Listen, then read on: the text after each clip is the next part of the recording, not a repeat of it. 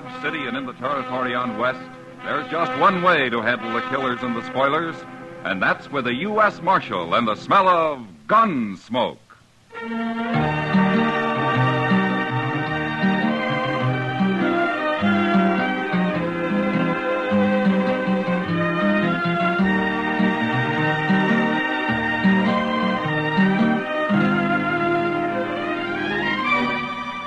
Gunsmoke, starring William Conrad. The story of the violence that moved west with young America. The story of a man who moved with it. Matt Dillon, United States Marshal.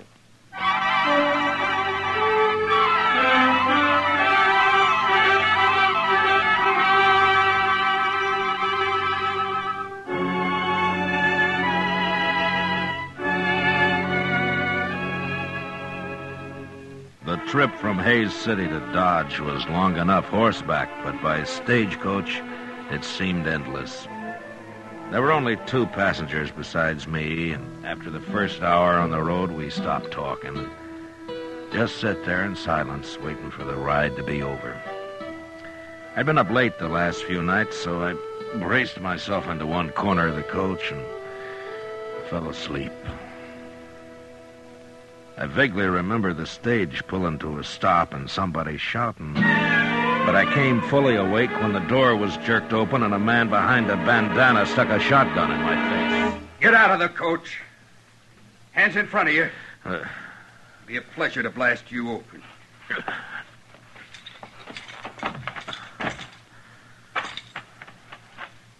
All right. Take his gun, Charlie. Yeah.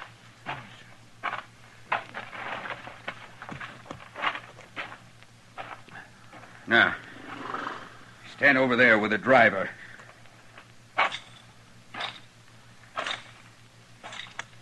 You 2 next. Now get on out and don't try nothing. How come you didn't start shooting when they stopped me, Marshal? Well, I was sound asleep, Hank. Well, I'm sure glad of that.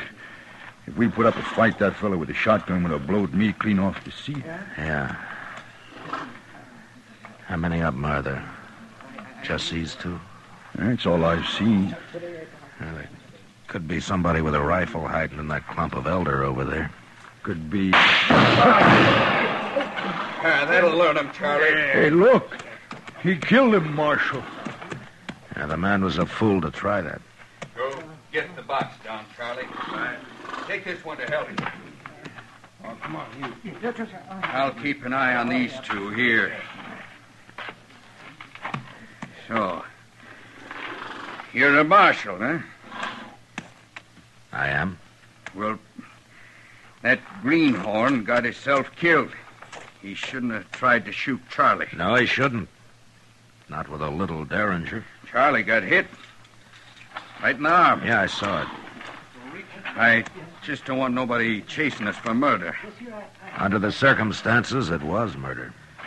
It was, huh? Well, then the only thing to do is shoot the whole bunch of you and have done with it. No, you can't do that. Mister, I got a wife and 2 kids in Dodge. What I hear, Dodge ain't a very good place to raise a family anyway. Look, you're in enough trouble already. Besides, you didn't kill that man. Your partner did. Hey, that's right. It's Charlie they'll be after. How much money is there in that box, driver? I don't know. They never tell me. We'll find out. He's got it open now. Load it in them saddlebags, Charlie. I got an idea you're new at this game. Look, if a man was holding a shotgun on me and I was unarmed, I wouldn't have no ideas about nothing, Marshal.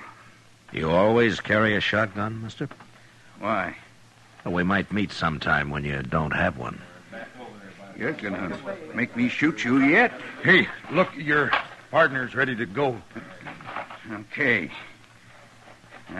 Don't you make a move till we're out of sight. We'll ride back and kill every one of you. You understand? I guess there's nothing we can do but stand here. That's all, Hank. For right now, anyway.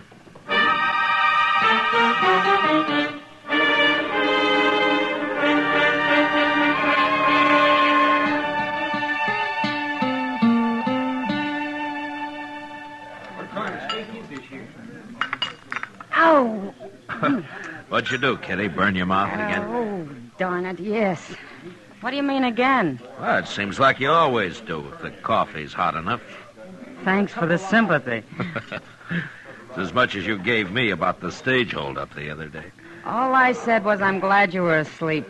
You're a lot safer that way. Well, being safe isn't exactly my main goal, Kitty. Yeah, I know. How much money was there, Matt? $2,000? You'd think they'd have paid a man to ride shotgun. Have you any idea who did it? No, they were both masked. I hear Wells Fargo put up a reward for him. Yeah, there's $1,000 for the one who killed the passenger, dead or alive. They must want him real bad. That's not good for business. People getting murdered. What about the other one? $300 for his capture. And if you recover the stolen money, Kitty, well, they'll give you half of it. If I found that money, they'd give me all of it. You'll end up in jail yet. Well, the Texas Trail isn't far from being a jail. For me, anyway. I gotta get back there pretty soon, Matt. Sure. Hey, you. Waiter. Come here and take this money or I'll throw it at you. Another gentleman in town. Kitty, I don't want to turn around. What does he look like? Well, I think it's the one with the black beard You over there. heard me, waiter. Get over here before I bust your neck. That's the one, all right. Is there anybody with him? No, he's alone. And he's leaving now. Oh, good. No, don't stare at him. I don't want him to see me. Well, he's not even looking this way. He's going out the door, Matt. All right, come on. I want to follow him. Okay.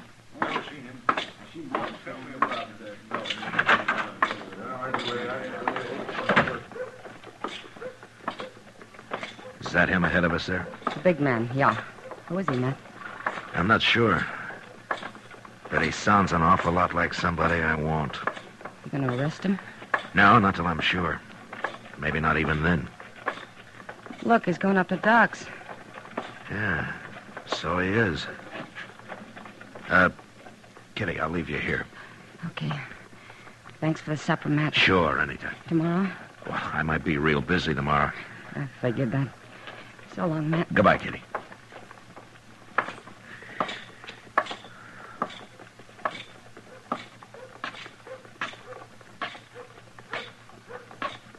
That's a serious thing. It sounds like his arm is infected to me. How'd he do it? Well, he just tore it on some wire. Well, why didn't you bring him into town? It might be gangrene. Is that bad? Bad. Why, he could lose the arm, or even die. Where is he, anyway? On the prairie, camp. Ain't there some medicine or something I could take back with me, Doc? Oh, hello, Matt. Good evening, Doc. Yeah. Go right ahead. I just came up for a smoke. Oh, sure. Sit down, Matt. Yeah. Yeah, thanks. Now, look, mister. There isn't a medicine in the world. Never mind, But Doc. I'm telling you... Forget it. I'll talk to you tomorrow. Everything's okay. Yes. You better not wait too long. I'm warning you. I won't. We'll take care of everything tomorrow. So long. That man's crazy, that's what. No, he's not crazy, Doc. No, you should have heard him. I did. What do you mean you did? I was outside the door, Doc. Well, he's going under the Olafraganza. I guess he isn't too worried. What's this all about, Matt? Doc, I'll explain it to you later. Right now, I gotta find Chester. Oh, Chester, yes, he's down in the office. I just left him. Oh, good. I sure hope he's had a lot of sleep lately. What's that? He's gonna be pretty busy tonight. I'll see you later, Doc.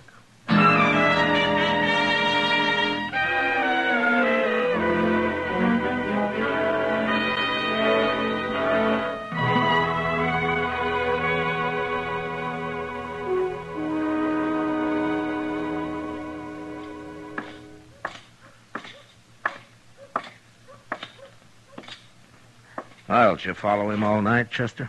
Oh, Mr. Dillon, I'm about ready to drop. Everything's getting hazy. Where is he? In the restaurant there? Yes, sir, that's where he went. He gambled the entire night. I swear out on a high stays awake. I can't hardly keep my eyes open. Oh, rub a rouser of tobacco juice on him, Chester. That'll help. Oh, my goodness. He just come out the door. Yeah, he's seen us. Stand steady. Yes, sir.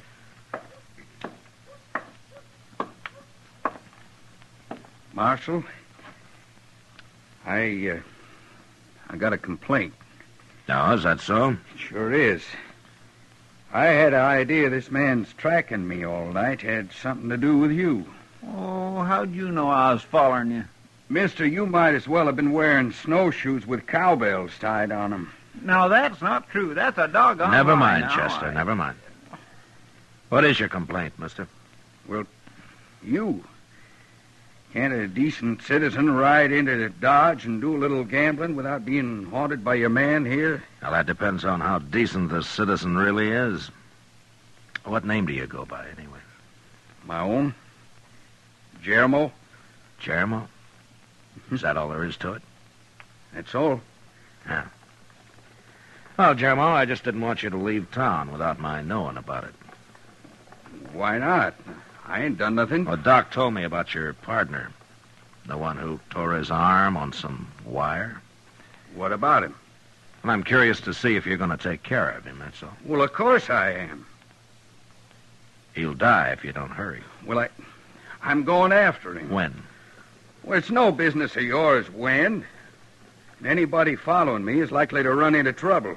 From a shotgun, Jeremo? I don't use a shotgun, Marshal. Your partner's dying, Jeremo. You're wasting time. And he's dying. He's my partner, not yours. I'll take care of him. Sure, Jeremo. But you better hurry.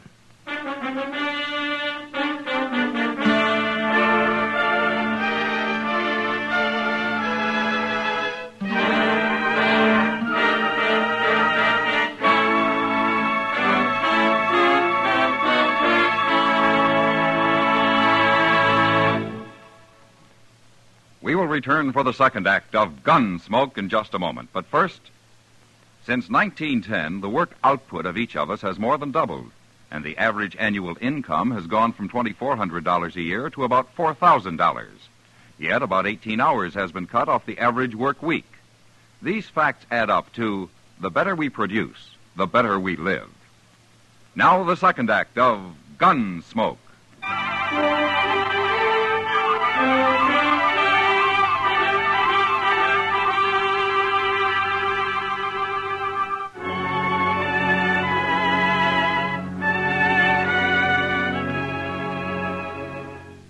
Chester had been up all night, so I sent him to bed, and I hired a Kiowa Indian I knew to keep an eye on Jeremo. But even though his partner was dying of gangrene from the bullet wound he'd received at the stage holdup, Jeremo didn't leave Dodge that day, or the next. He knew I'd track him to their hideout and to the stolen money if he did, and he wasn't the kind of a man who'd risk his own neck just to save his partner's life. And since I had no real evidence yet, there was no use arresting him. So, all I could do was wait. That Indian is a wonder to behold, Mr. Dillon. He hasn't slept a wink in 2 whole days, and he don't even look tired. No, but Jeremo looked tired the last time I saw him. Oh, he's been sleeping regular. Yeah, I know. But all this is wearing him out just the same. And he's getting pretty spooky. Well, I should think he would, with what he's got on his conscience. I better ask Satank if he knows another Kiowa who could spell him for a while. I think he's got a cousin around here somewhere. Oh, it makes my bones ache just to think about him not sleeping at all. Marshal, I got something to tell you. Huh? Who are you? My name is Verd, but I'm nobody, Marshal. Just a cowboy. Well, there's nothing wrong with being a cowboy, Verd. Sometimes there is. Like yesterday. Oh, what's the trouble? I found a dead man, Marshal, out on the prairie. How'd he die? Well, it looked to me like he got shot. That's why I come to you. Did you bury him? No, I wrapped a blanket around him, though. Yeah. Where is he, Verd? Not far from here. Maybe 15 miles. Yeah. Chester, Yes, sir? get our horses. We'll ride out and have a look.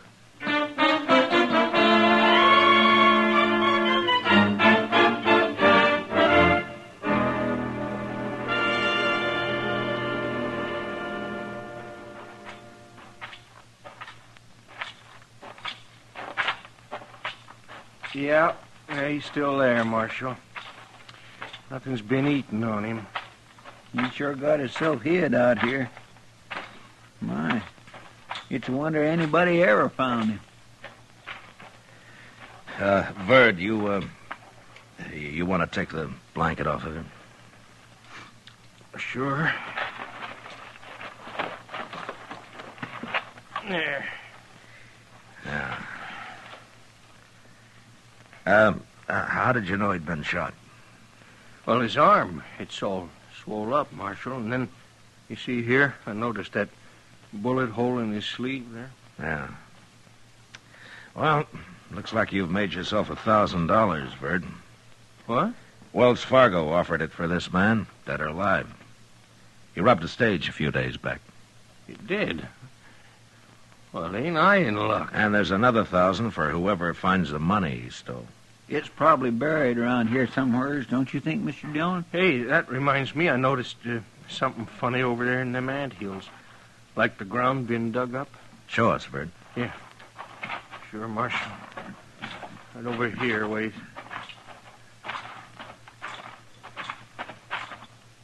There. See it? Right there? Right by that big one? Yeah. Well, I declare. Huh. By golly, I think he's right, Mr. Dillon.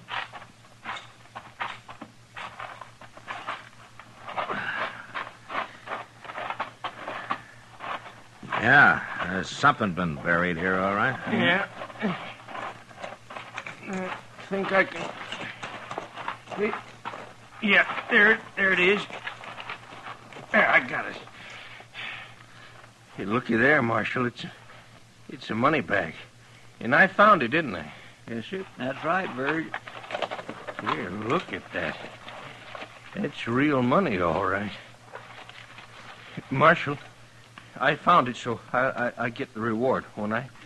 'Cause I knew where it was. Yeah, you sure did, Verd.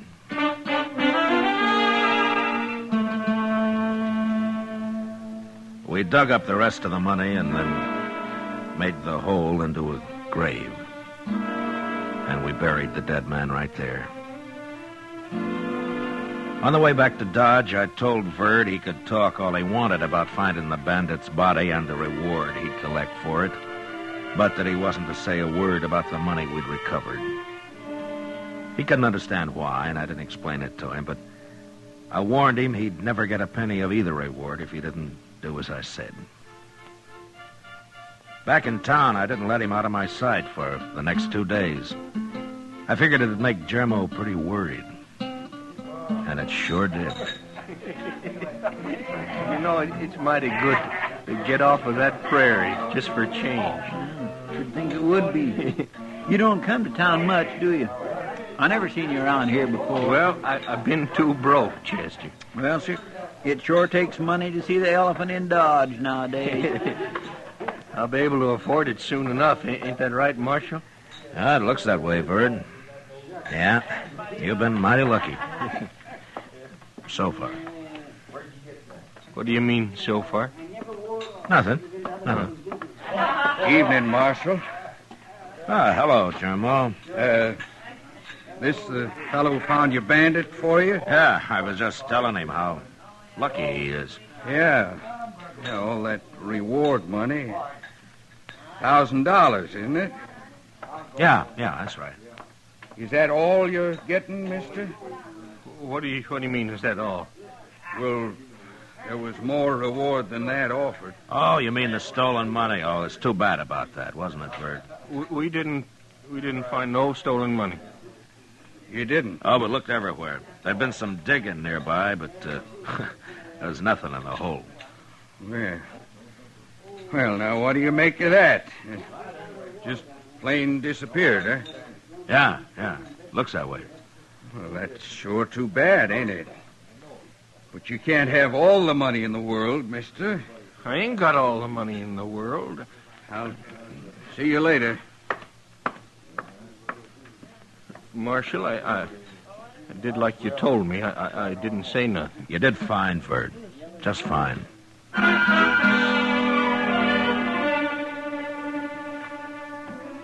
When we left the saloon a little later, I noticed Jermo standing in the darkness of the alley, waiting.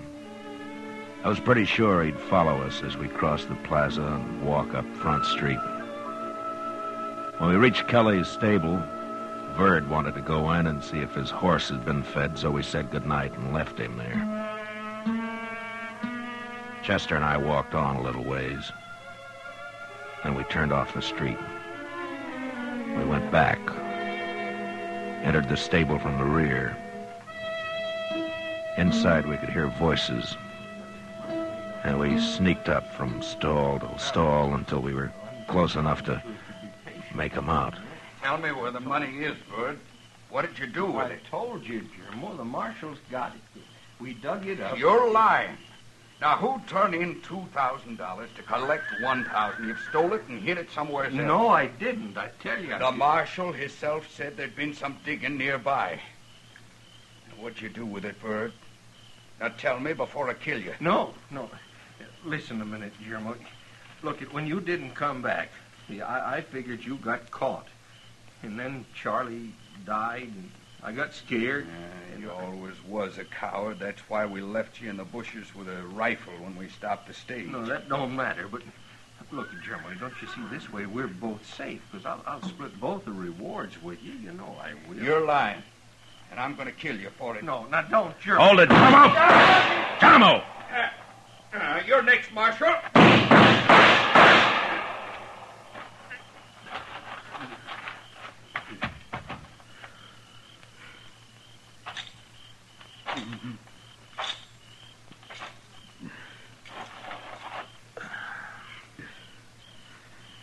You should have had your shotgun, Germo. I should have killed you at the holdup. That was my big mistake. No. If you'd have trusted Verd, you both could have got by with us. He was telling me the truth? He was. And you'd have never been convicted on what evidence I had. Well, I guess every man's entitled to make a few mistakes. Marshal?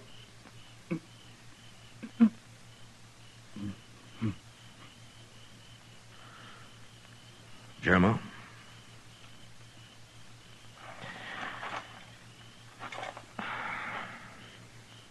Well, you won't make any more.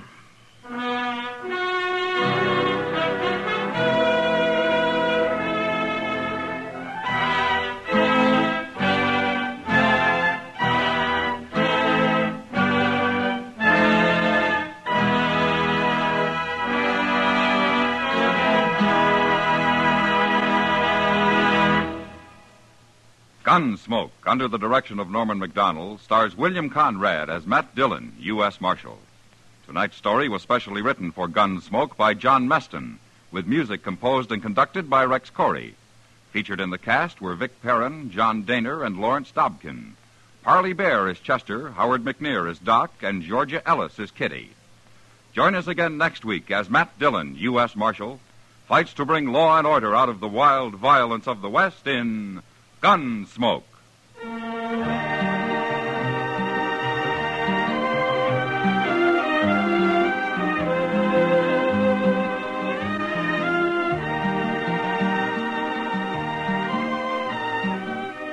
This Monday night, Frank Lovejoy stars on CBS Radio's Suspense. Remember, Monday night, Frank Lovejoy in On a Country Road, presented by radio's outstanding theater of thrills, Suspense, over most of these same stations. George Walsh speaking. For mystery mixed with merriment, join Mr. and Mrs. North Tuesday evenings on the CBS Radio Network.